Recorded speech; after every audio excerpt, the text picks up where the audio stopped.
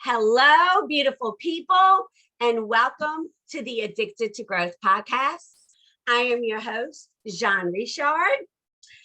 I am super pumped, y'all, about today. I get to bring to the Addicted to Growth podcast community not one, but two very, very special guests, Walt and Stephanie McKinley.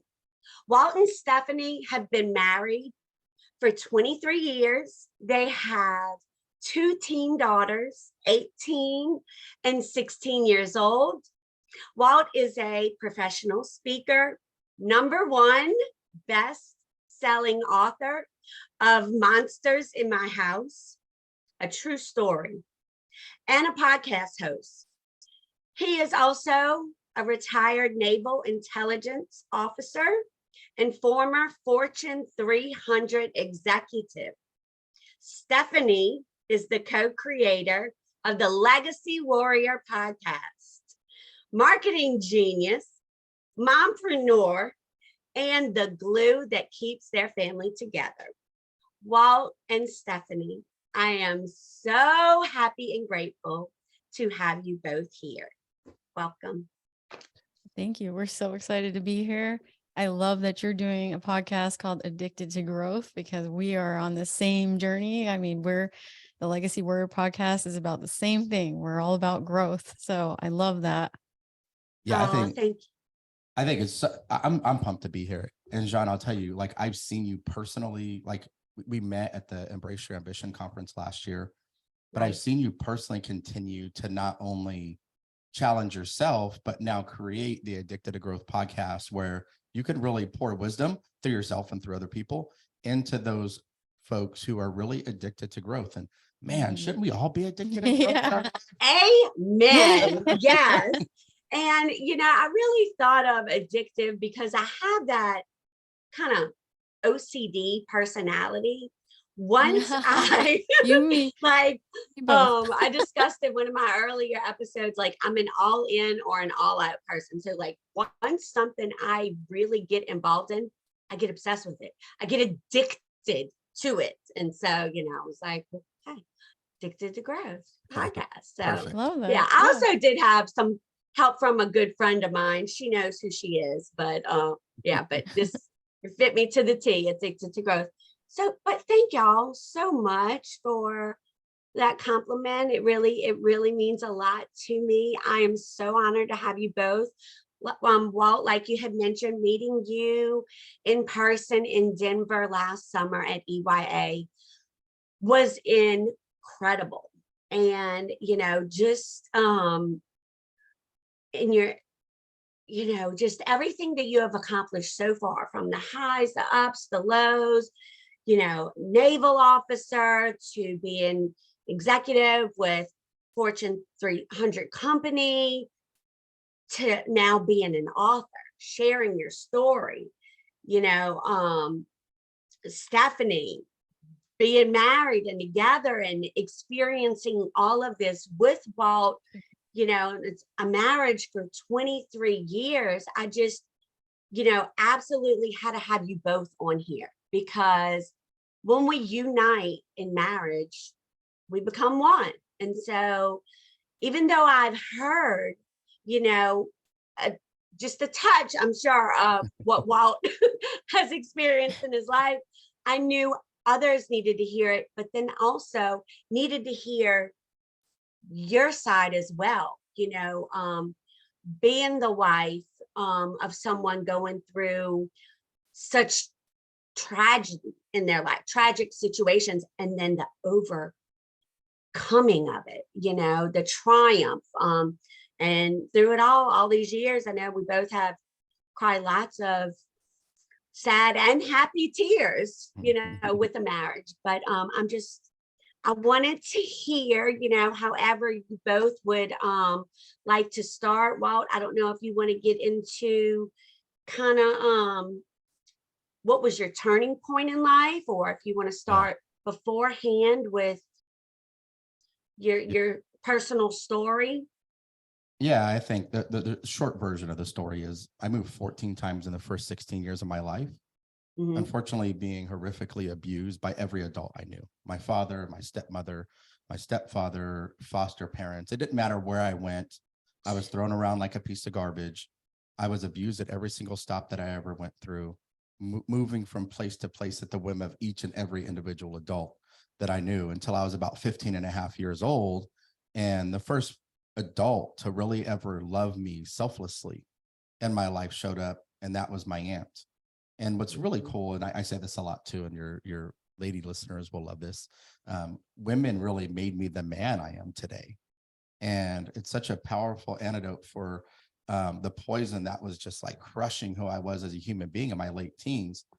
And I'll tell you, my aunt was like, it was a difference of being in this dark tunnel, feeling alone, feeling like I wasn't going to make it, being that angry teenager that just wanted to lash out and hurt people and stealing stuff and doing all the wrong things because I didn't even care about myself until my aunt showed up. And it was like this glimmer of hope. It was this light in the darkness that I just stood under and basked under that gave me the opportunity to really hope for the first time. And there's a lot of healing that I did before I met Steph. But I mean, I met Steph at 20 years old and I was new to the Navy, and she was in her freshman year in college. And like any Navy man, I was making friends and and happened to be making them female friends. What your name is, no? And right, who that? And you know, and I met her. And the cool thing is my aunt really just loved on me when I was still really broken, when I felt like life happened to me, not for me, when I just felt like the oppression of the things that I went through, where I just survived day to day versus really thriving and thinking about the future.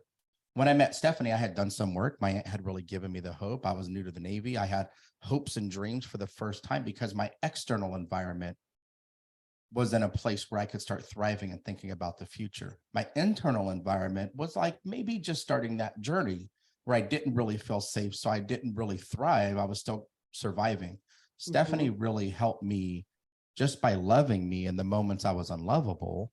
She really helped me love myself more. She helped catapult this healing journey that I've been on, that I'll probably be on my whole life, and really helped me become the man I am today, where I can be in my vulnerability and my power and my love and my affection and change my generational legacy with the help of Stephanie for our children and the generations to come. So that's my short little story right there. Steph, I don't know if you want to jump in on that.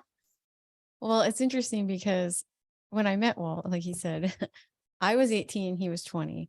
And we met in a dance club that was actually on the Navy base in Groton, because you have to understand where I lived was really rural. And Connecticut's not even most of Connecticut is pretty rural, actually. And he approached me, and it's a funny story. I don't know if we want to get into all that, but what I wanted to say is, when he did approach me, though, he was like this larger than life personality. And I mean, even when he came up to me, he was like, "What's up?" Hands up in the air, big old smile, very confident. And so the qualities that came across to me were, gosh, he's so confident, and he just seems so full of life and so full of energy. And it was just this good energy that I was like, "Oh, I like this," what's he all about, And I had no idea when I met him that he would have come from any kind of tragedy. I mean, and even we got serious, and we were together about a year before I went back to meet his family, because he's from Arizona. So there was a point at a year where I flew back to meet his family, and I was having a conversation with his aunt. Now, he did tell me, obviously, I didn't know the whole story behind that, but I knew his aunt had become like a mother figure. And we hadn't gotten into all of this stuff, like he didn't bring up all his trauma to me until it wasn't like our first date. I was like, "Here, let me throw all of this at you. I'm a real winner." Like, he did tell me from the beginning there was something there where he was with the aunt. So I knew there was something, but something happened. Yeah. But you didn't know the details. Right. And when I did meet her, she was kind of telling me some pieces and saying how, he came to live with her about 15, 16. And when he came to her, that he would stutter, and that he would flinch if you tried to give him a hug or anything, because he was so used to abuse. And I just was sitting there in shock, like, what do you mean? Like, there's no way, not the guy I know. And I really, it took me a while to even like Yeah. process that could even be the same person, because he was nothing like that when I met him. And it really had only been a few years, because he said he was 20 when we met me. He didn't leave that situation until he was about 16. So it had only been 4 years since he had been in. Right. And the way she described how he was with her when he first came to her, I just was like, wow, it's like night and day. I couldn't believe it. And so to me, what I was thinking was, wow, the power of love. Like, someone Yes. just had, the love, showed him that kind of love. It took him from being that to being this confident, happy person. And that was the biggest thing I took away from that was, wow, the difference one person can make and the difference love makes. So I just wanted to really point that out about. I love that. And I'm so glad that you did. Just, yeah, it's true. How strong, that's a Incredible truth. beautiful example of the strength of love to just change an individual just because of the love. Yes. Love can change anything and anyone, Right.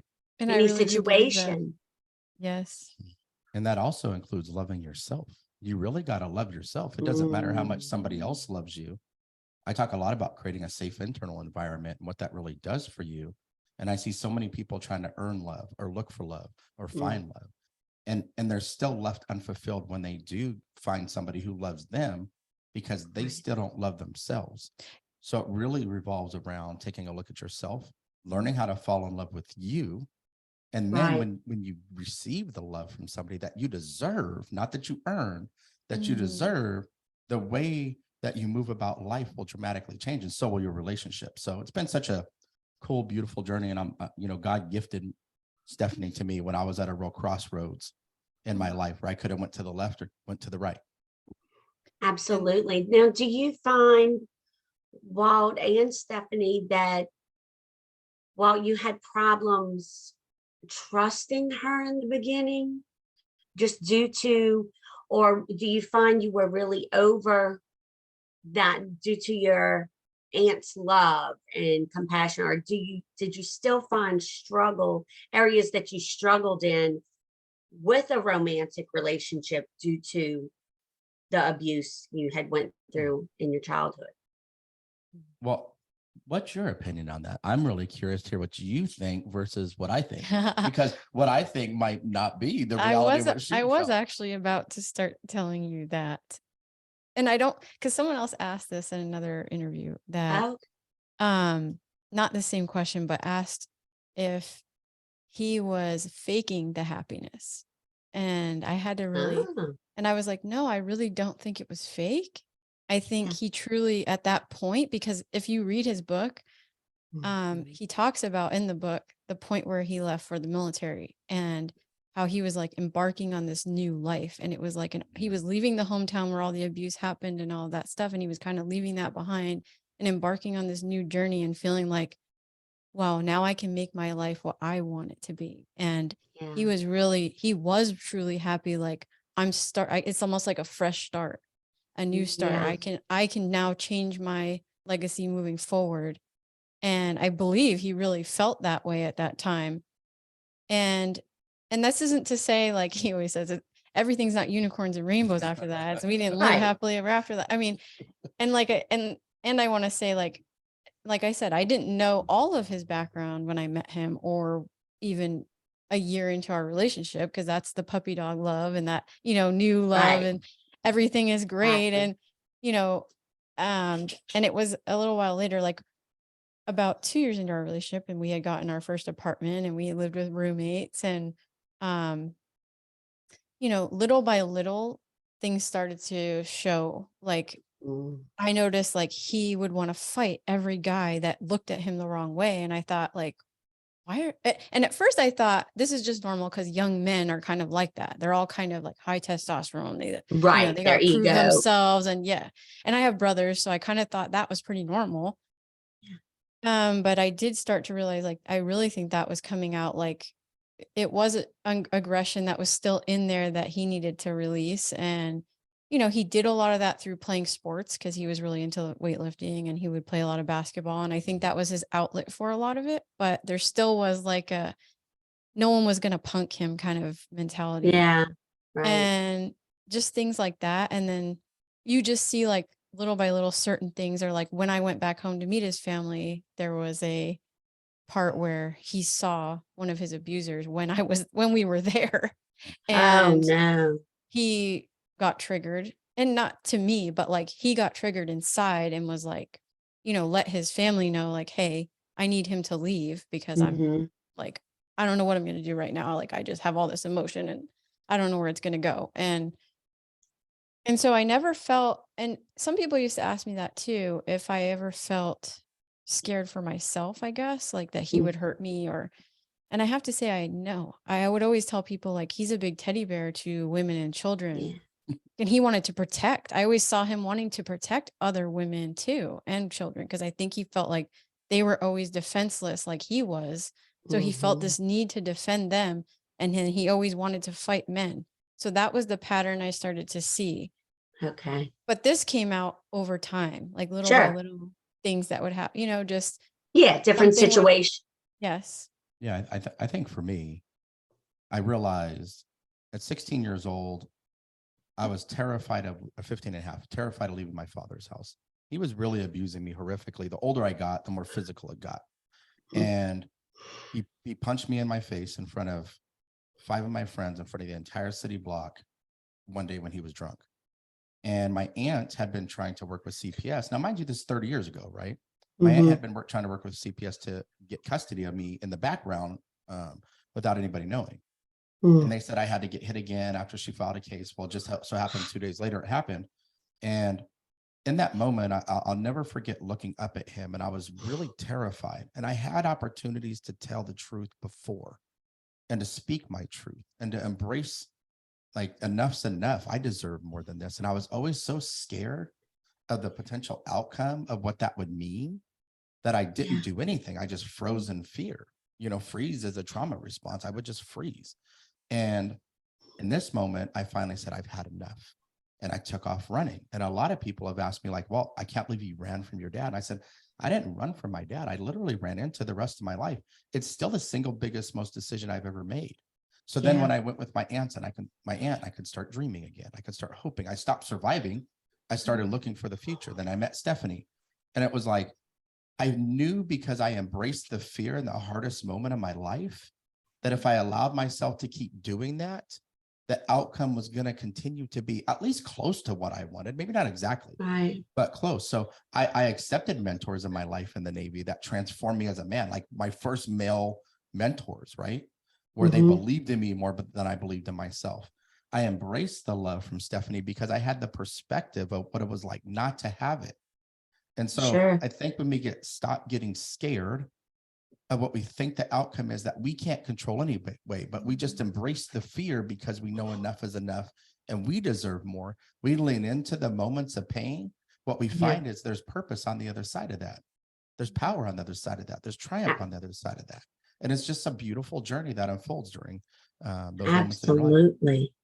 Absolutely. And, you said that you were, just scared of the consequences had you said something, retaliation, of course. Right. And that is the biggest thing with victims, even today. That is the reason that individuals keep so quiet, whether it's adult abuse, children getting abused, domestic spousal abuse. What would you say to encourage someone to speak up and speak out? What would you say? There's nothing more powerful than speaking your truth. Nothing you're ever going to do in life is more powerful than that. This is why we wear warrior shirts. I had a lot of people be like, oh, you're a military guy, you must wear warrior. No, it has nothing to do with the military. We use words like victim. We use words like survivor. There's such a connotation of weakness behind those words. People that have been through horrific things, and we all got a story. That's the thing. None of us are alone. We all got a story. People who've been through these experiences They didn't just make it. They're not just hanging on. Like if you're here, you're living, you're breathing, you got to know that you're a warrior and you need to step into that power of who you are as a human being. And when you can take your experiences and say, in my healing journey now, I am who I am because of those. I don't regret being locked in the basement, chained to beds, none of the crazy stuff that happened to me, because it all made me the human being that I am now. And I know I'm a warrior. I know I'm a powerful human being. I know I'm made for more. I know God trusted me with the pain that I went through because he knew I would use it as purpose to help somebody else. And if we can get more people making that mental transition, that emotional transition, we start light in the dark, putting light in the darkness. And when enough of us are putting light in the darkness, there's not any darkness anymore.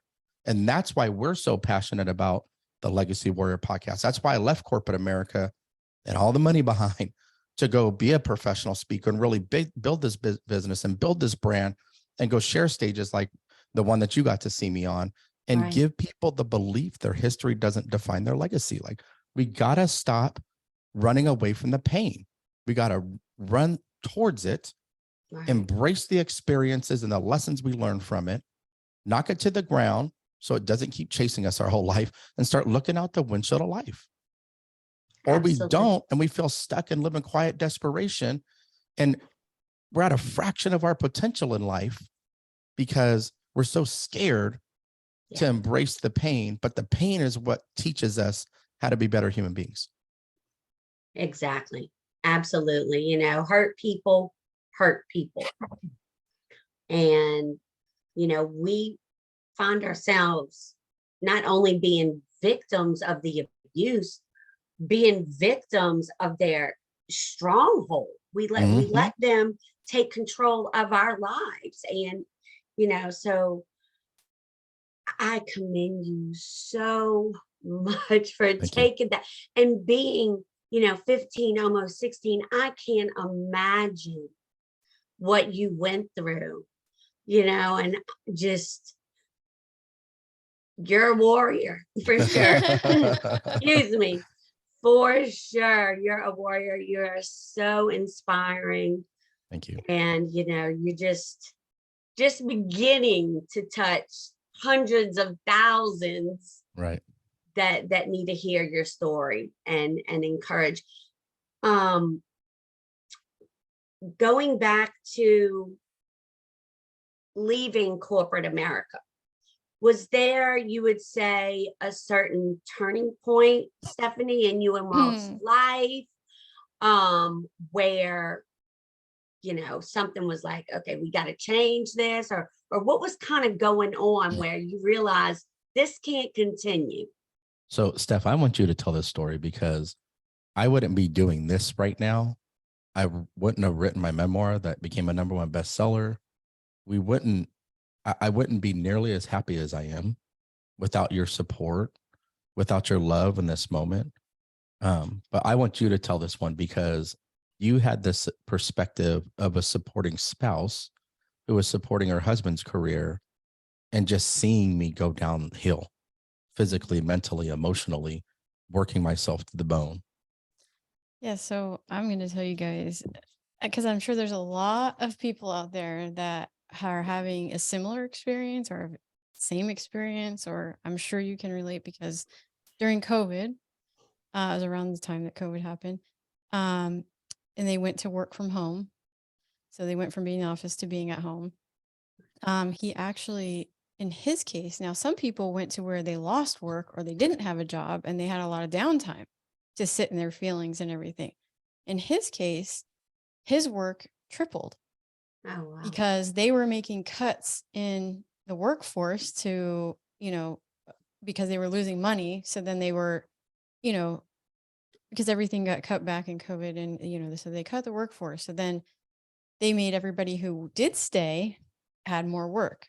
Right. So, Overworked the ones they kept. Wow. Mm-hmm. So like there was supposed to be a position that was between him and because he was a senior director. The director below him left and they never replaced her. And then there wasn't really, and then his vice president was also overworked. And so he was kind of having to like do all 3 jobs.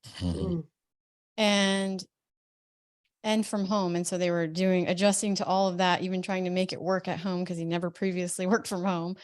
And so he would be in this, actually where we're sitting right now in our office at his desk. He was pretty much here 12 hours a day, all day, like nonstop. And it's not like the work necessarily ended when, the work day ended. It didn't really end there because, you do take a lot of things home with you or it doesn't leave you because there's Absolutely. it's like always in his mind. So, but he was getting to a point where he was just like, I can't sustain at this level. Like, I need help. And he kept telling them, like, I need help. I can't keep I doing need you guys to hire all these things. the people that are supposed to be in the positions. I can't bear the burden for 3 executive roles by myself. And then they wouldn't because they were, they have different mission than, obviously. There was a lot of hang on almost. We're going to see. Yeah. Right. So as long as he was going to do it, they were just going to keep letting him do it. So just one night he came in and he had gotten off and he was coming in for. I wasn't even off work yet. Because it was like 5:30 in the evening. Break. And he came in and he was just kind of snippy and he like said something to me about dinner, like when's dinner going to be done? And I just felt like the way he was saying it to me, I was kind of like, where's this coming from? Because nothing had happened where we were in an argument or anything like that. It wasn't like there was already some tension, or it was just like he was just coming at me and I was kind of out of like character. And at that moment it was out of character. So I was like, So I just stopped for a second and I was like, is everything okay? And he kind of just broke down in that moment. And he started saying, no, actually, it's not. Like, I really feel like I'm so tired to the core of who I am. Yeah. And inside, like, I feel like a shell or fraction of myself because I'm not even, like, I can't even operate it. I'm just not me right now, basically, is what he was saying. And I mean, he really broke down and he was in tears. And I have to tell you, I've only seen my husband cry. Like, I could count on one hand how many times I've seen him cry. It's like never. So to see this person who's always this pillar of strength breaking down, I was like, whoa, it really kind of scared me. Like, I've never seen him like this. Yeah. And we ended up having a really serious conversation at that point. And I started telling him, like, I knew he couldn't sustain it either. And I knew at some point he was going to have to leave this job. And so I started to tell him, I want you to know, like, it's okay if you want to leave. And the problem is I knew there was a lot of pressure on him because he's the sole breadwinner. I don't work. I've been at home for 18 years. A lot of that was because I was a military spouse and we did a lot of moving and stuff. So I just always stayed at home doing all the family stuff so I could go work. And it That's just so amazing. happened that I had the blessing to be able to continue to stay home because he made enough money doing what he was doing that I didn't have to work. And so I just started to tell him, like, it's okay. Like, because he did have a retirement income. And I was like, I know it's not a lot. I mean, it's literally not even half of what he was making, but I was like, I feel like at least we know we have that and that covers our main bills and we can figure it out. Like, you can't do this. I don't want you to die and have a heart attack. Because and he literally did have, I skipped that part, but he thought he was having a heart attack. I actually had to take him to the hospital. We thought he was having a heart attack. And it turned out it was a panic attack. He had never had one before. But, you're like, your heart's racing and like he was having chest pain. My veins are pulsating out of my head. He was having these symptoms that were like a heart attack. So we thought he was having one. Turns out it wasn't. And they actually told him, like, I think you should go talk to, a psychologist because we think you had a panic attack and maybe some things you need to work through emotionally. Absolutely. Right.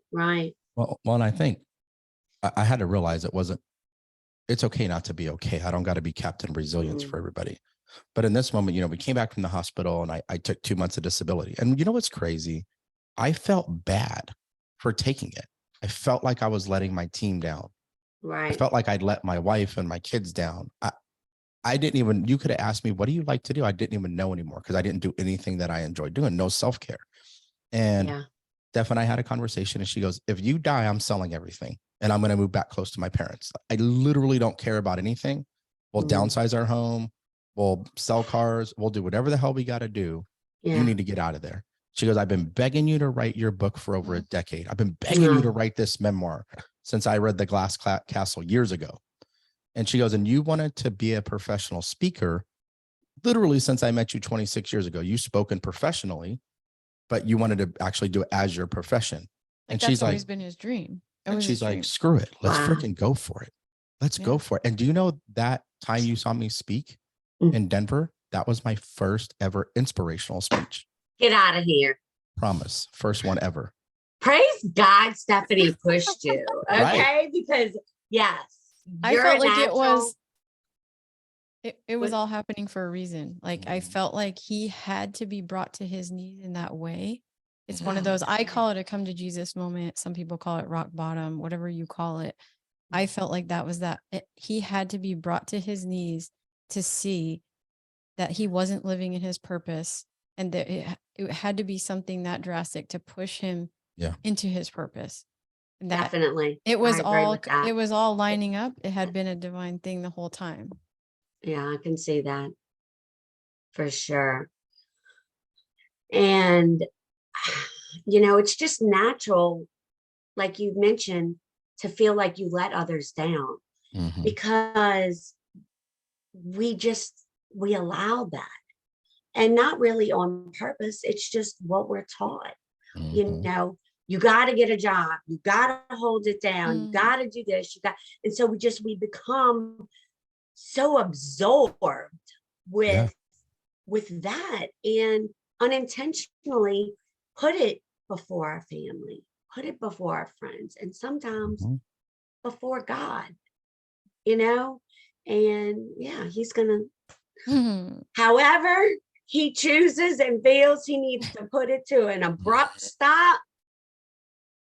Yes. He's going to. And he'll try to teach you lessons along the way, right? And if you ain't listening, the lesson's going to be tougher the next time. And the really losing my mental faculties and being in a fog for 2 months scared me.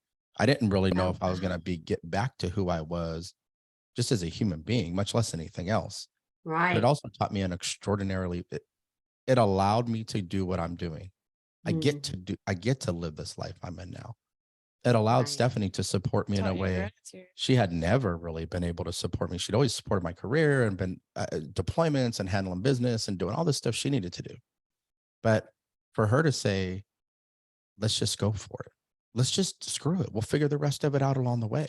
God will provide if we stay focused on the mission and what we feel like is his purpose on your life, which is to go show people they're not alone and to give people the belief that they can do what I did. There's nothing different than than anybody listening to this, other than the fact that I really made a choice to start healing and to become the best version of myself, at least the best version that I am today, right? I'll always be growing. That's why we're addicted to growth. See what I did there? But really just to give people the belief that they can do it too. We're all one choice away from embracing the pain, turning it into purpose, and living this life and finding another gear in your happiness. I'm happier than I've ever been. It's not the money. It's not the things. It's not chasing men, chasing women. It's not all these things, alcohol, drugs, all these things we try to fill the gap for because we're not willing to embrace the pain. It really is the pain turns into the purpose, but you got to believe that enough to lean really into that and create that internally safe environment where you can start thriving. Yeah, this is something that Walt and I are passionate about with the Legacy Warrior stuff is embracing pain. Embracing pain because it will show you your purpose oftentimes. I think if a lot of people looked at it very differently, your pain is actually a gift. That's where God's telling you there's something here. You're either supposed to learn or move you in another direction, but it's telling you something. And if you look at it the right way, it will oftentimes push you into your purpose. Absolutely. And Walt, I think, you right now, or your speaking engagements are the first step for those that are going through something. You are their voice. Right. You are proving it. Stephanie you having the podcast, y'all are their voices, the first step to be like, whoa, and the individuals that you guys bring on are so heartfelt and relatable to, uh, individuals just really doubting themselves, being stuck in such an abusive situation. We make excuses and, put it under the rug.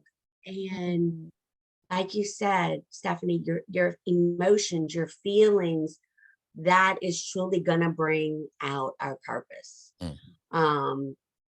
What was it I had said the other day about, like a physical wound on yourself, and it's full of dirt and bacteria and infection, but it's not going to heal until it's cleaned out. And it's going to hurt. It's going to hurt to flush that sucker and, clean it out good. And that's the same with our emotions. We're not going to heal if we just keep covering up and keep letting all that dirt get in.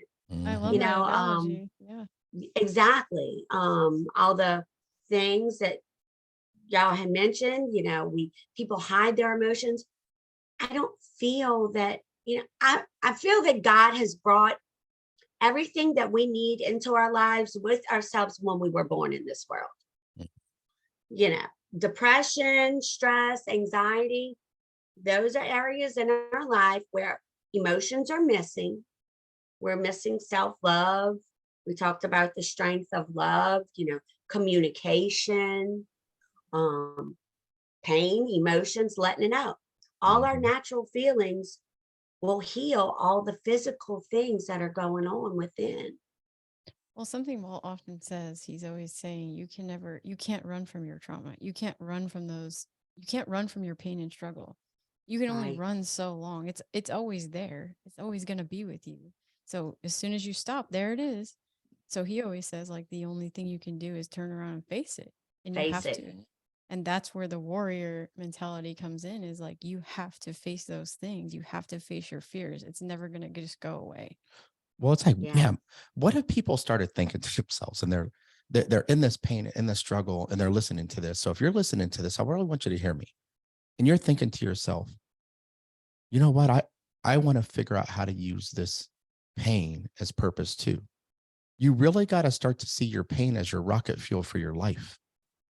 There's so many people that see their pain as an anchor because they just continue to feel like things happen to them. Or I used to watch a show, and they used to be like, the last name was Brown for this family, and something bad would happen. Well, our brown luck. It was, I think, Alaskan bush people or something like that. I like my Discovery and History Channel. So, and it's like, oh, the brown luck, this. And so all you do is perpetuate negativity, and all you do is bring negative, like you will literally attract the negativity. So if you're complaining and you're woe is me, and you're sitting and you're wallowing in the pain of what you've been through, then you're always going to be in that space. Yeah. What I realized on my own journey is, like, as I thought about my abusers at times in my life, even as an adult, where I wasn't being abused anymore, nothing was happening to me, but I would re-victimize myself over and over and over again.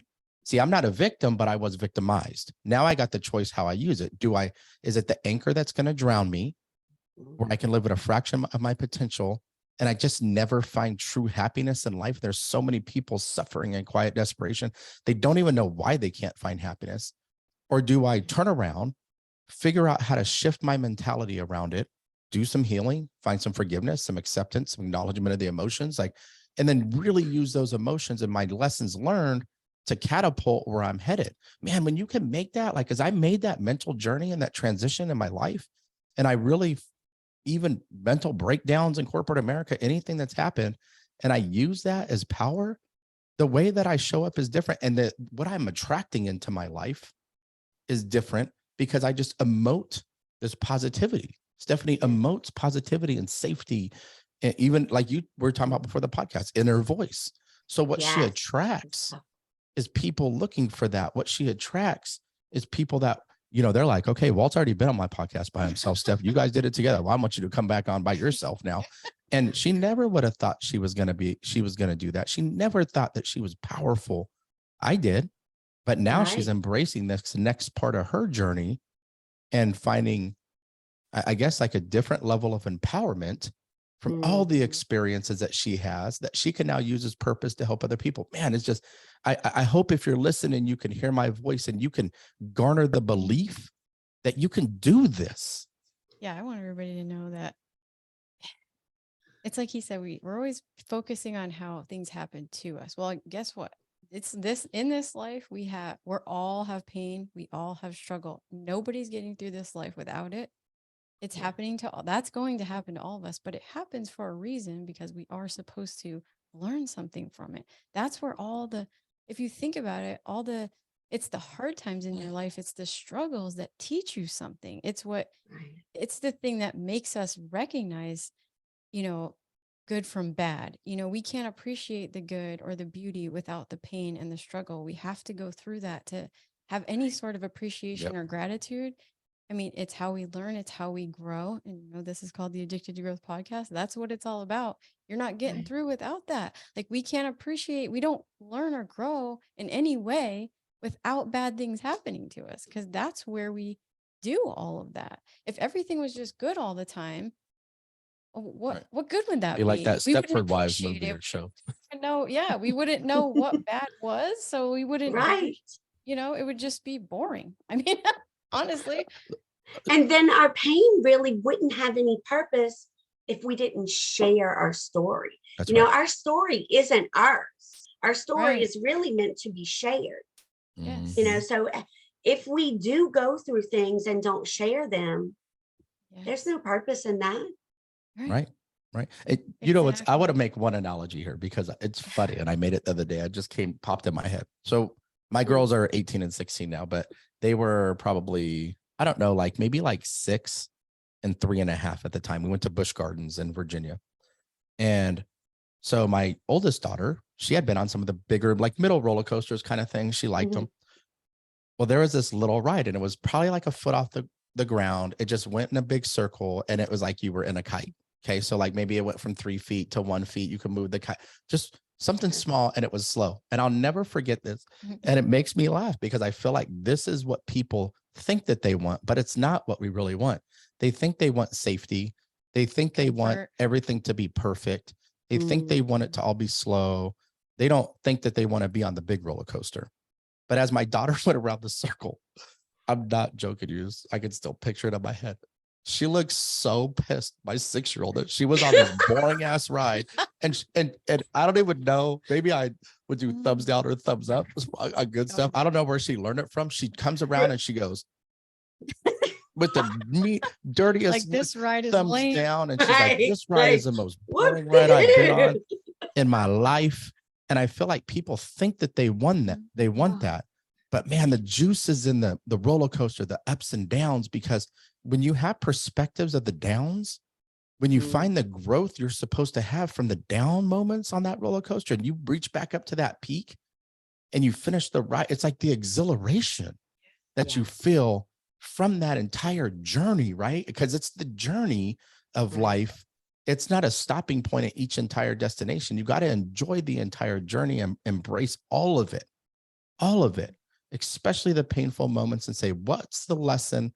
How can I take this and maximize my impact and output from it in my own life? And after you do that and you find the love within yourself for it, and the self-confidence and the self-doubt goes away, self-confidence increases. There's no more limiting beliefs.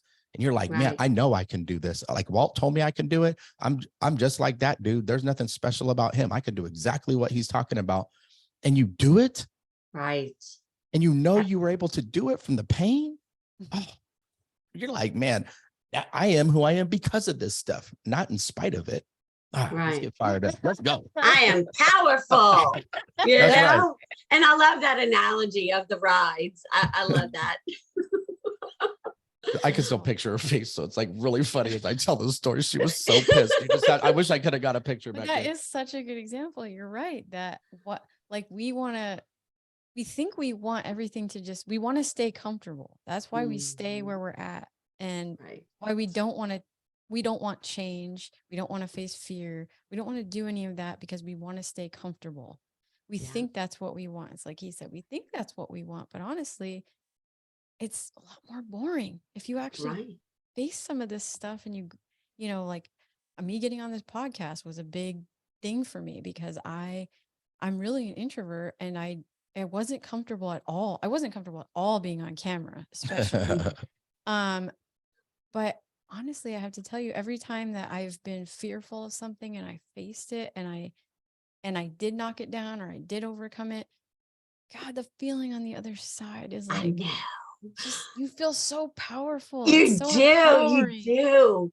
I said last week, I was like, I'm really good at doing things afraid. Yeah. You know? Yeah. And you surprise yourself. Right. We need to take risks. That's what it's about. We don't want to do it. We don't want to take that risk. But once we do, it's like, because we think of all the bad stuff that can happen instead of the good things that can happen. We don't allow ourselves to dream. We want to just think that, but we think the worst possible outcome instead of, what if your dream came true though, if you did it? Like you got to start thinking on the. But what if your dream wasn't the dream? What if your dream was 10 times more powerful than what you thought you were going to do? What if you got to the end of your life and you don't have any regrets because you had the courage to embrace the fear and go all in on whatever that thing was? That's powerful. And worst case scenario, you do your podcast, we do our podcast. Nobody listens. Okay. Like that kind of sucks. I still feel good. We still had a great right? We're still having fun. We're still growing. We're literally on pretty much the same episodes in your podcast and in our podcast, but we had the courage to embrace the fear and do it scared. And when you can get rid of the damn expectations you think people should or shouldn't do, when you can really be vulnerable in a way where you don't really fear the judgment, you don't fear the ridicule, there was somebody who gave me my first 1-star review on my book. Like I got 114 reviews on it. The reviews were super good. I think I was like 4.9 stars and it knocked me down to 4.7. And she was like, do you need an editor? And you need this and you need that. And I was like, I did have 2 editors, but okay. And just ran me down in it, in the review. And I said, well, I mean, first of all, congratulations for having the courage to actually write that. That was, at least you put something, and then she didn't put awesome. 1 star. And I said, and then second of all, wow, that just says a lot about you that you would talk about it in that way. And now I have a choice. Do I react and does it ruin my day? And I'm like, oh my God, do I need to go see an editor again? Oh my God. Like, what's somebody else going to say? What if I get another one of those? What if I trigger somebody in my book? Because I'm pretty raw and real about it in there. And I have that choice. I can react or I can say, man, but there's 113 reviews that are like 100 5-star reviews in there. There's 100 of those in there from beautiful people who have really touched my soul by saying how my story touched them, who went back to therapy to find their happiness that they didn't even realize they were missing out on. So I have a choice. Do I sit in the fear of judgment and expectation and all these things, self-doubt and self-limiting beliefs? Or do I start to think about what could happen in a very good way? And by thinking about what ifs, and not all the negative what ifs, but if I think about what ifs and I'm like, stick my chin up, puff my chest out, stand up tall. And I'm like, what if I left corporate America and wrote my book and it became a #1 bestseller? What if we're so blessed that our podcast went top 10%. I couldn't freaking believe it after 7 episodes. What if we have a top 1% podcast at some point? What if the person who's going to change the world, maybe it's not me. Maybe it's the person whose life I touch is the one that changes the world.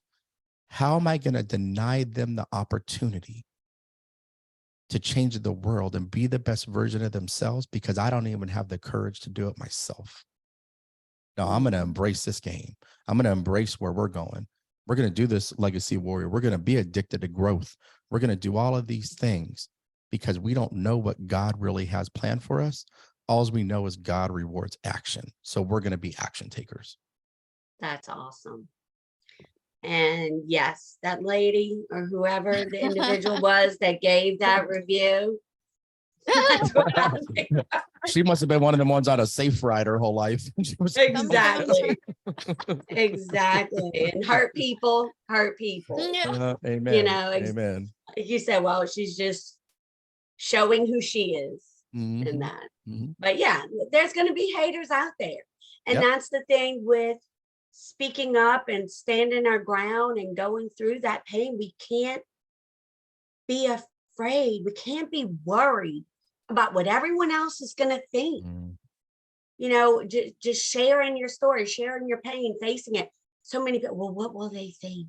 Yes. You know, did you both have to deal with that going through releasing your best-selling book? You know, did that come into play? Or, you know, once you finally stood your ground and were like, okay, I'm done with this, I'm writing this book, were you always like, I'm not going to worry about what people think? Man, it's crazy. So He asked that question a lot. I get asked that a lot, and I love when people ask me that. So thank you for asking that, because it's just I'm like, man, my mentality at this point in my life is so different.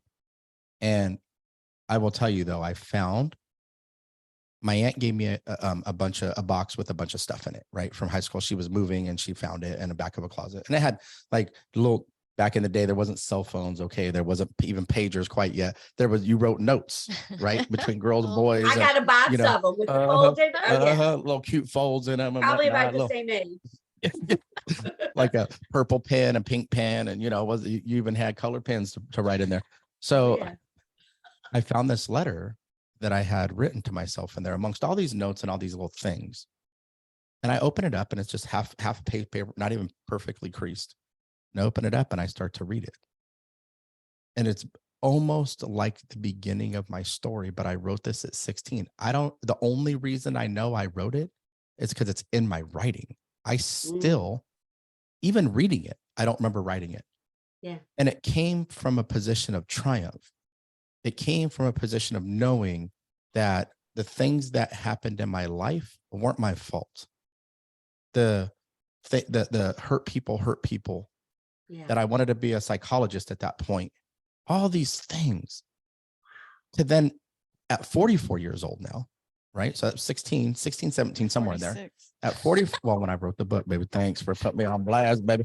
At 40, okay, y'all, I'm 46, Steph told you, but at 44 is when I wrote the memoir, right? For that beginning dialogue in the prologue story to be very akin and reminiscent to what I wrote at 16 years old. What I've learned on my healing journey, because I've embraced the fear more times than I can count in my life. The outcome might not be exactly what I want, so I limit the expectations of the outcome. I'm more about taking action and embracing the fear. So I didn't care what anybody thought. I didn't care what somebody was going to think, because I felt like God trusted me with the pain of the experiences that I went through so I can use it as purpose. I was more focused on the one person who needed to. I didn't need to write my book. It wasn't a vanity piece for me. I wouldn't have even wrote. I would have straight started trying to speak if it wasn't for Stephanie. And to see the magic that book's given people, the power it's given people, to see people step in their own warrior power. Yes. Like, shame on me if I ever allow one person's negativity to deter me from what my life's purpose really truly is. Shame on me from denying the person who needs my voice, my words, whatever that is. Yes. So that they can live in their life's purpose.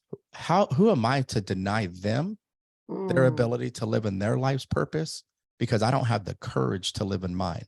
So hell no, I don't care what anybody thinks of me. I really don't. And I've kind of been this way my whole adult life. Yes. Because who are you to think anything about? You're going to judge me when you don't even have the courage to find your own path or purpose because you keep running from your pain. I had people in my family, like my mother really supported this journey. My sisters did, my aunt did. But I had other people in my family that they were worried about how they were going to look. They weren't even in the book, but they were worried about how they were going to look, or they were worried about the emotions. I had one person in my family tell me, well, like, it's just bringing up a lot of emotions and I feel bad for your mom. And I said, well, damn, like if you think how you feel about reading about what happened to me is crazy, you should have lived it. But Right. all I hear is Exactly. you've never once asked me how I felt Always about you. it. It's all about you. And so, you know Yeah. what? It's okay, but you got some healing to do. So if I generated some emotion inside of you and you might be a little bit pissed that I wrote it, good. Because that means you Yeah. got some healing coming. Maybe. Exactly. Exactly. Yeah. And you just got to cut those individuals out of your life. I like to say I'm allergic to those type of people. Amen. Amen. Well, I just want to edify that you said that, we spend so much time, like, that's the question he gets all the time. Everyone's worried about what everyone else thinks. The Mm-hmm. judgment. We're fearful of the judgment. And that's what we focus on instead of focusing on all the people that were missed out on his story that could have related to him or need to hear his story to help them. Yes. If he would have focused on the people not making someone else upset because they're worried about how they're going to look or whatever, if we're worried about that, look at all the people that would have missed out that have this, his story has helped them transform their life. The positive side of that. That's Yes. that's what we were talking about earlier, how we get too focused on the negative stuff and the fears and the what is going to happen and the, it's fear of rejection, fear of the unknown, fear of what people are going to think, the judgment versus, but what if That's it. everything you ever wanted from it happens? What if your dream comes true? Because you believed in yourself and you had the courage to take a step forward instead of worrying about all the other people that, they're controlling your life. Right. Versus the people that need you. They need your story. Everyone, we've talked about this earlier. Everyone has a story. We all have something to share. Yep. We all have a unique journey. We've all gone through unique struggles. Yes. And we could be helping other people out there that need us. I mean, absolutely. And the majority of the time, fear is a liar. Yes. Every time. Fear is a liar. Yeah. Every Fear is a time.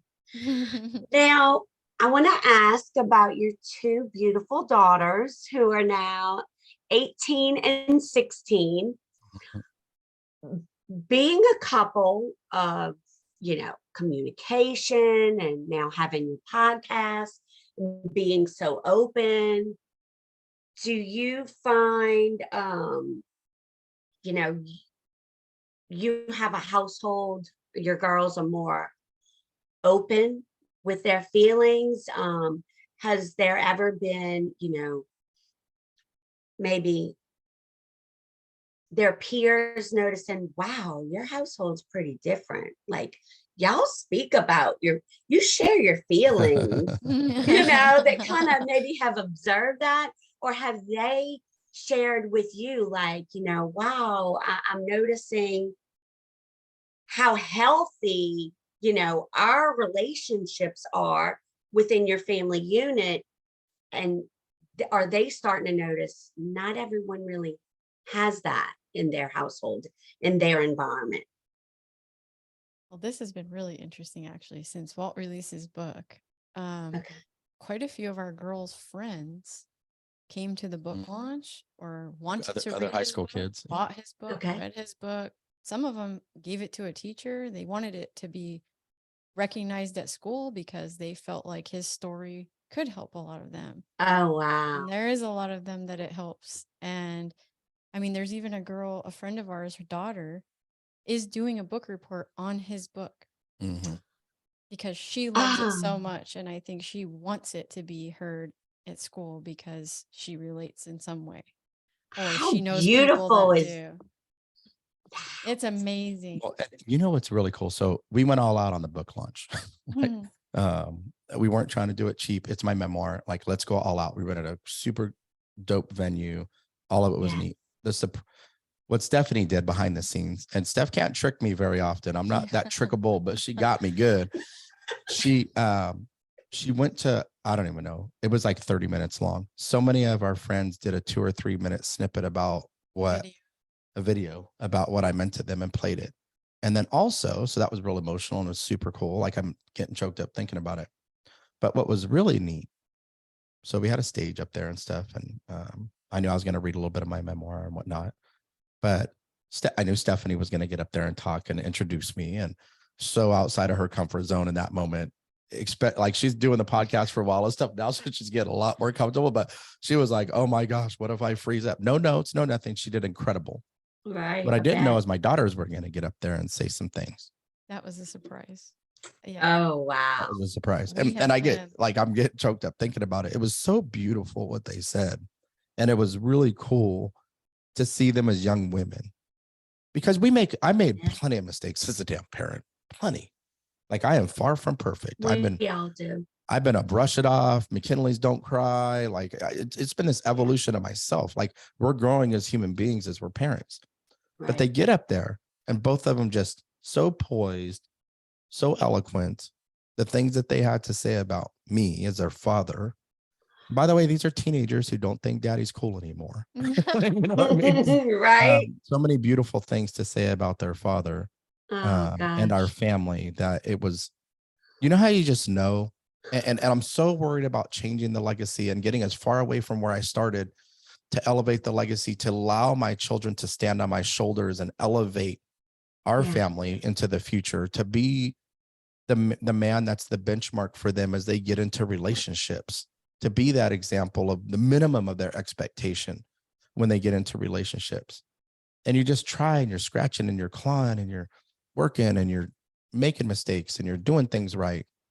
But in that moment for me, it really let me know, wow, like we did create the legacy that Stephanie, and 26 years ago, we've been married 23, but together 26 years ago, that we talked about in our relationship as we got more serious and we wanted a family. And what does that family look like? And the blessings of her staying at home, sacrificing her career to be a supporter of mine and to handle family and to do the things, and us partner together in life, partner together and work through the hard times and fight through the mud and the times when both of us weren't lovable to each other, to still fight for the legacy we were creating. So to see them stand there in that moment. Well, what was really cool too was in the beginning of the book, you know, you do your dedication or whatever to the people that mean something to you. So he had a dedication to both the girls in there. And when they read that part, you could just see it hit them like, wow. And they both read the book too. And that's why, and then from that point, when they read that in the book, they came to me and said, I want to speak at the book launch. They knew because I told them I was going to. And then they both told me, I want to say something. They asked to speak. Because I think they wanted to be able to say back to him what it, like that meant so much to them, what he wrote. Yeah. And reading his story, that then what they wrote was so beautiful. Our one daughter was like crying through almost her entire speech, but she still read it. She stayed up there and she kept reading, even though she was like, there was like proud tears. Bawling. That's that warrior family. Yeah, she still did it. And the coolest thing is the young woman who's doing the, because she read the book, she actually is my buddy's daughter, and she took the book. They didn't even realize she did. She took the book from them and read it. She was so inspired by my 18-year-old, the poise my 18-year-old had up there speaking, that she wanted to really read the book for that reason. She wanted to do a book report for that reason. And just so, wow, like what a ripple effect, right? She was impacted by seeing the older daughter, because she's the older sister, and it's the same as ours. There's two girls, and she was the older daughter of the two girls. And she saw our older daughter and wanted to model her. After you got me people don't get me to cry very often. You got me choked up there. Go ahead. What is this, Stephanie, number 5 since you met him? Well, more in the last couple of years since I've embraced my vulnerability more, but Good. But that is just beautiful. The legacy that y'all have started, and that's going to continue to. I have one more little story on that same question, though. Yes. Because you said, how did it impact our daughters? And like, do we see it? So something did happen to our older daughter. I won't speak on that because it's her story, but she had something happen to her. But because she saw how her father handled what happened to him, it did teach her that she can speak her truth and that she's going to help other people in the process. So that's what she's starting to do also.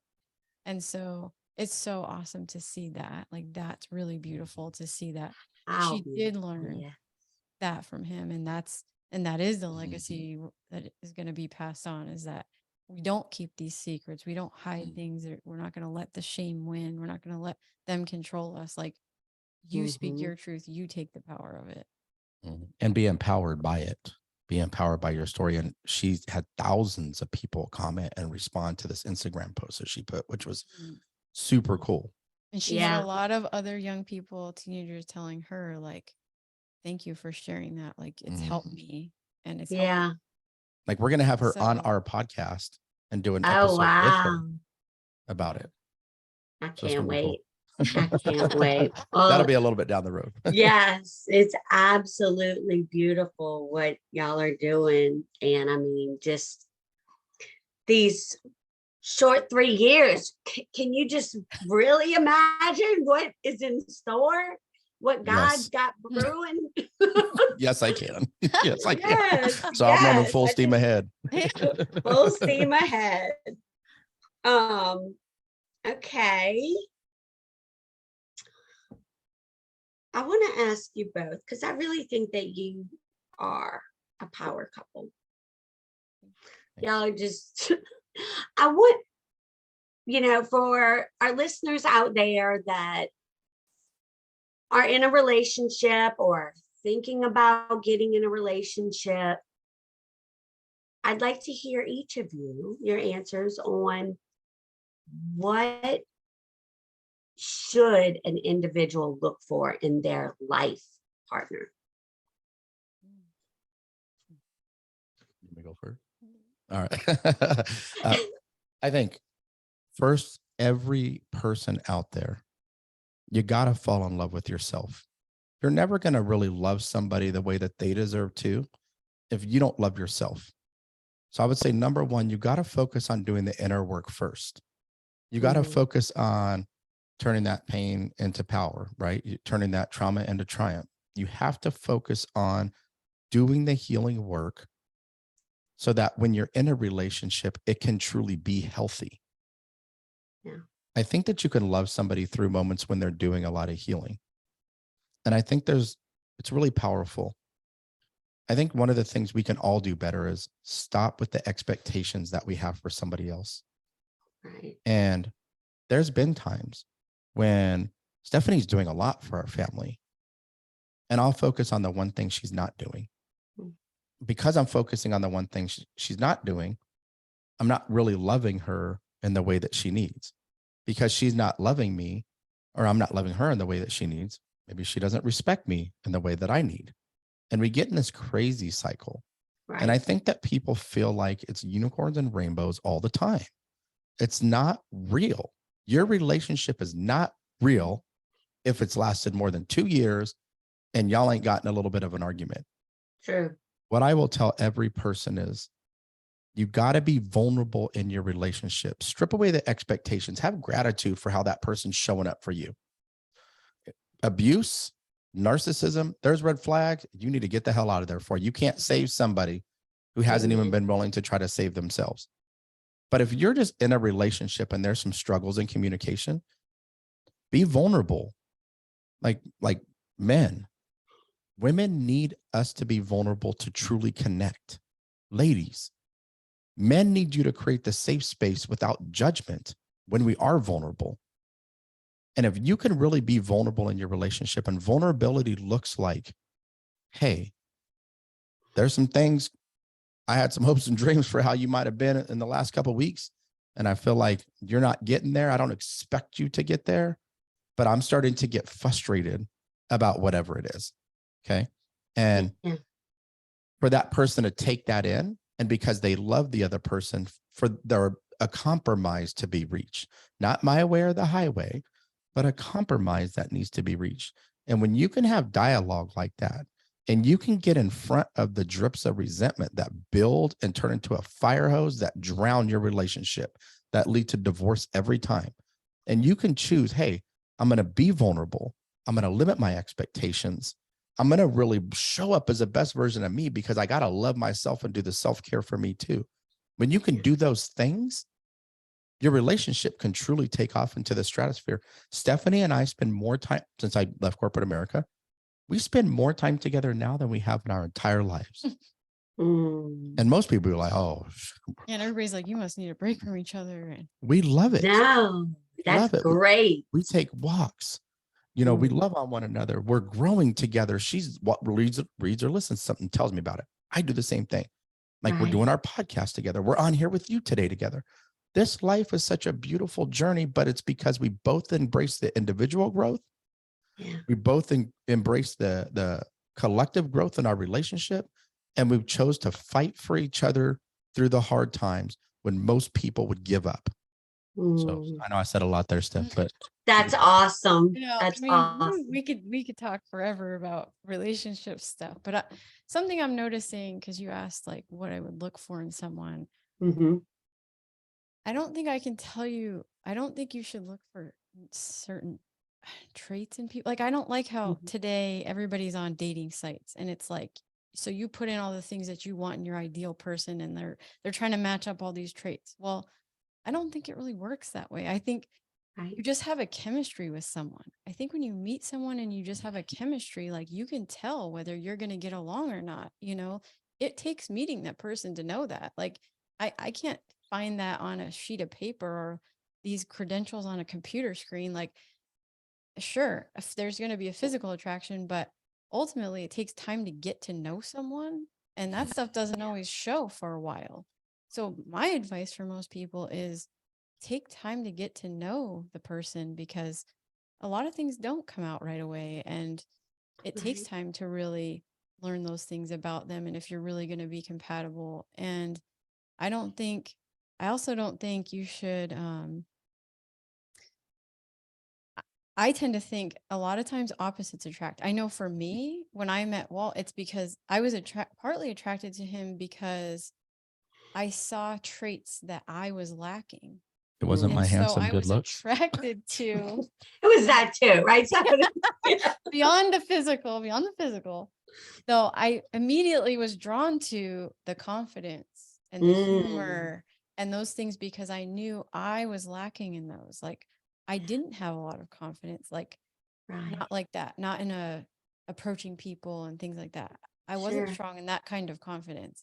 And I loved that he was funny, because I want to be around someone who's funny. I was attracted to the things like I wanted to be around, because I wanted to be around someone that had good energy and likes to have fun. And there are different things we related on. Like we both shared a love of sports, so we could connect on that, and we can go watch that, or we can go play sports together. So things like that, I think it's more important to have. And I always say there's a balance. Like you kind of have to have enough in common that you can do things together. And it's also good to have your own hobbies and your own interests, but you also need to have things you can do with them that you enjoy together, and don't stop having fun together. And that, like I said, like look for the traits that you feel like, because I really think that's the point of marriage and the point of two people becoming one, is that you will rub off on each other. You do end up balancing each other. And I think that's the point. We're supposed to get, like he has helped me grow, and I hope I have helped him grow in the things that we were lacking. We needed more balance. So that's what I think is so beautiful about marriage that people have lost, is that we should be balancing each other. We're supposed to learn something from them and grow from being in this relationship. And we lose that because we just when things start going downhill, we just start wanting to blame and or run and just end it. Yeah. So I think, I don't know, that's the best way I can say, like, if you're looking to be in a relationship and you haven't found that person yet, just be open to whatever's out there, because you never know who Mr. or Mrs. Right is going to be. I think they find you at some point because you're just open to it, and you never know what could happen. I actually think you're least likely looking is when it's found. Yeah, I actually think most of the time it's someone who's very different from you is actually going to be the best balance for you. So Keep that in mind. Yeah, that is great advice. That's great advice. And, we all, like you said, that is the point of marriage, to be there throughout all of it, and when we get married, we picture and we even say to our spouse, oh, I want to grow old with you. And, well, you just don't get from point A to point B. There's Right. all in No, between is Yeah. what really counts, what that's makes why it. that's why you take vows. That's why you say you're gonna be there through better or worse, because the worse is gonna come. Believe me. Yes, Mhm. We exactly. all Good think thing it's they put. all, yeah, it's all better, but there are gonna be challenges to your relationship, and the point is that you're supposed to help each other through it. But when you can grow through those challenges together, man, what a Yeah. wonderful life. And by the way, a lot of the Makes you challenges come stronger. when your children are small. I see so many families break up when kids are little. Kids will Mhm. suck the life out of your relationship. Yeah. Like they just do. Let's be real. It doesn't mean they're Yes. not beautiful and amazing and magnificent. I mean, my kids completed the puzzle piece to my humanity, but it doesn't mean that she wasn't tired, that we weren't holding hands because we're holding their hands. Like you got to be intentional in your relationship to make it work. And you got to be in gratitude for how your partner shows up, not allowing the resentment to make you compare it to somebody else, Mhm. which then will steal your joy and put you in a position that is a quick, slippery slope to being divorced. And the other hard part is I see a Yes. lot of people get married and they have totally different parenting styles based on how they were raised. And so a lot of things come up when you have children that didn't show up before the children. So there's Yeah. even still like a lot of things you can never prepare for.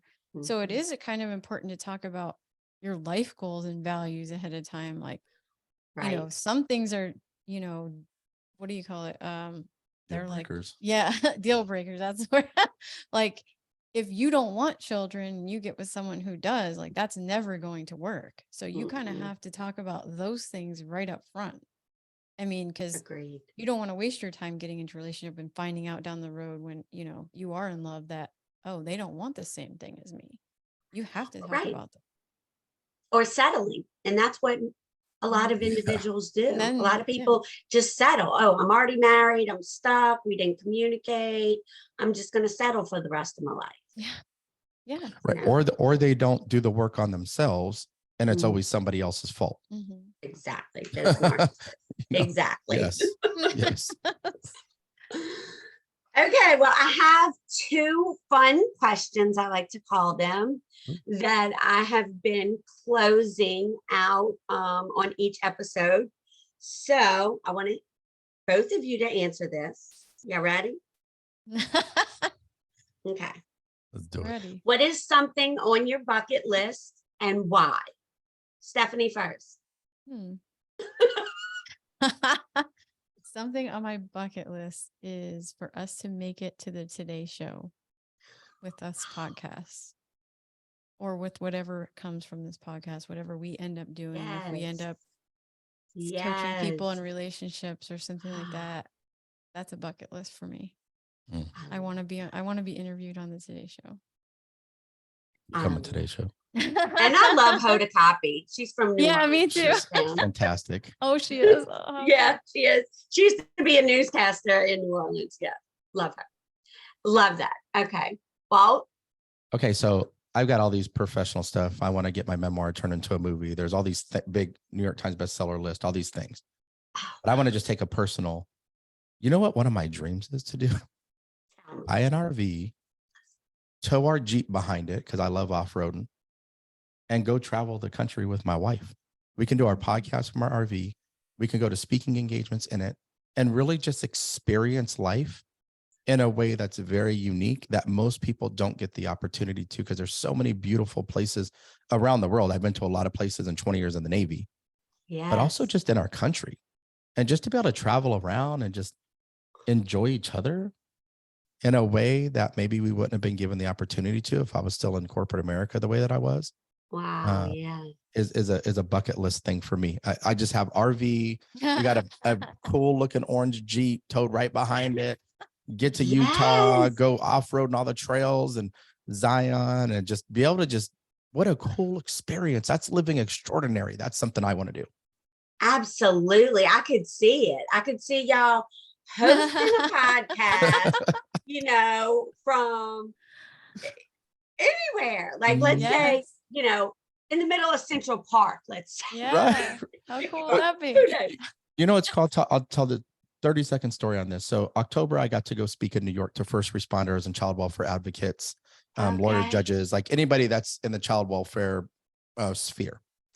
And it was really cool. And I had a speaking engagement in Canada the next day to some hospital staff and the community there. And so it was like a 3 or 4 hour drive from, Canada to New York is the way that it went. And I'm driving, and it's these beautiful little quaint towns in the back country of New York, which I never would have recognized before because I was always in such a rush all the time. As I've slowed down a little bit, and I just thought, man, like I wish Stephanie was here to just drive down these back country roads because it's so cool. The fall leaves. So when I think about the RV thing, those are the moments that I think about. It's the little moments that create an extraordinary life. It's not always the big grandiose ones that do. Mm-hmm. Oh, I love that. Okay, y'all got to do this. I'm going to be on there. Y'all got to do this. All right, last question. If you could ask one question to anyone in the world, dead or alive, who would it be and what would you ask? Walt? Man, that's a good question. Or if Stephanie, you want to go first? I would say for me, I would ask God if I'm truly living in his purpose on my life. I think that I am. I'm trying to surrender to that, not make it about what I want, but make it about the impact that he wants. Mm-hmm. And so I think for me, like if I only had one question and that was it, I can't ask another one. Yeah. That's the one that I really want to know as I continue to walk down the path that I'm on. No pressure, That's baby. pretty good. That was really good, actually. This is a tough one. They could be alive too.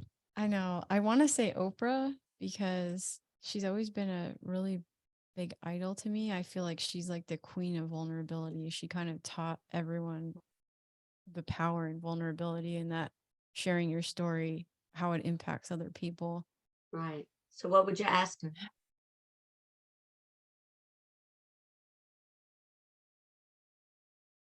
I don't know what I would ask her. No. Gosh, that would, I love that you asked that question, but I'm like, man, I don't know. Yeah. It's like so many things just to Yeah. sit and talk with her about, and then this and that. Right. I dream big, and Oprah is actually on my list of people that are going to be on my podcast. Oh, Let's go. Let's go. Yeah. I love that. That's a big goal right there. I love that. She don't have anything like that anymore, but I'm still want to go talk to Oprah. Anyway. She has a podcast. Oh, she does. I listen to her. That's right. Yeah. She has a couple of them, actually. She has more than one. Yeah, I listen to the Super Soul Sunday, all the different things she has.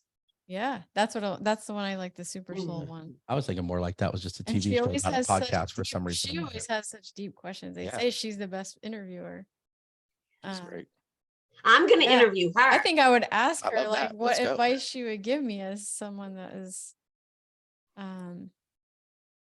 as another female trying to impact others with my story or our story. What kind of advice she would give me. Yeah, because she kept going when they kept telling her, you're not going to make it. Yeah. Cut it from the news, cut it. Yeah, I mean, she just. Well, and she was doing stuff before it got trendy. She was doing stuff when she really could have been canceled from her show around trauma and healing, amongst other things. But like those types of shows that she had back in the, late 80s and 90s weren't on anybody else's show. So for her to have the courage to stand up and just do what's right, remove the stigma and give a voice to the voiceless is super powerful. Absolutely. Yeah. I feel like she's like has been that ultimate voice for the voiceless. Champion. That's kind of, yeah.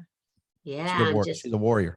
And through it all, she shared her raw emotion. Yes. We saw her cry and we were like, what Yeah. is this? Yeah. And Yeah. she got so many other people to open up about their things and like, man, it just is. The ripple effect of how much less darkness is there, how much more light is there, because she stood up and she was vulnerable and then empowered other people to do the same. If we can even do some of that, we'll have lived a pretty damn extraordinary life. I just really admire her for that. And so Yeah, I I do was too. like one of my life heroes. Like, you're just amazing. Like, Yeah. how do we be more like you? Exactly. So Oprah, you need to get on the Addicted to Growth podcast. So you can be interviewed, and then you need to have us on your. We'll go on Soul Sunday. Let's go. Let's go. Let's go. You got to have fun in life, dream big. Yes. That's right. Why not? What's your sign say behind you? Become your dreams. Amen to that. Become your dreams. Yes. Yes. And you are. Thanks for noticing. Well, Walt and Stephanie, I want to thank you both so much for being here with us on the Addicted to Growth podcast. I will put all your social handles, book availability, everything down in the show notes. But real quick, I want to give you guys a minute. If you want to share with our listeners, where can they find y'all? So the easiest place to find us right now is at Legacy Warrior Podcast. You can go on YouTube, you can go on Instagram and find us. It's on every major podcasting network, just Legacy Warrior Podcast. You'll see the two of us. You'll see some yellow and some blue on the picture. And but otherwise, you can also find me at waltmckinley.com, which is the website that we built prior to Stephanie and I kind of stepping into this journey, this next level journey together. So either one's okay. But yeah, find us, tell us what you think, tell us what you want to hear us talk about. And we love hearing how we impact people. So if we impact you today, we'd love to hear about it. Great. And where can listeners find your number one selling book? So Monsters in My House, A True Story. It's on Amazon, Barnes and Noble. It's just super easy to go get. I did an Audible version read by myself, which was super cool. It's got the Kindle version and you have the paperback version, which actually feels really amazing. The paper I picked for it was super cool. So yeah, go to Amazon or Barnes and Noble. Or waltmckinley.com. Yep. Just Monsters in My House, A True Story. That's awesome. That's great. All right. Well, thank you both again for being here. And Thank you for having us on. You're welcome. Anytime. And Addicted to Growth podcast. Thanks for listening. And until next time, keep growing. Bye, everybody.